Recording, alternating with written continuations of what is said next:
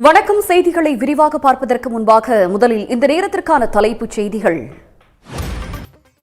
செய்திகளில் தொடர்வது சிறிய இடைவேளை. ஒன்றிய கல்வி அமைச்சர் தர்மேந்திர பிரதான் பதவி விலக வலியுறுத்தி டெல்லியில் காலவரையற்ற உண்ணாவிரதம் மேற்கொண்டிருந்த சமூக ஆர்வலர் சோனம் வாங்சு வலுக்கட்டாயமாக வெளியேற்றப்பட்டதால் பரபரப்பு நிலவியது.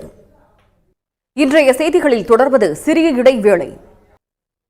விழுப்புரம் மாவட்டம் செஞ்சியில் பழங்குடியின மக்களுக்கு கட்டித்தரப்பட்ட பசுமை வீடுகள் தரமற்ற முறையில் இருப்பதோடு இதுவரை எந்தவித அடிப்படை வசதிகளும் செய்து தரப்படவில்லை என்று குற்றச்சாட்டு எழுந்துள்ளது.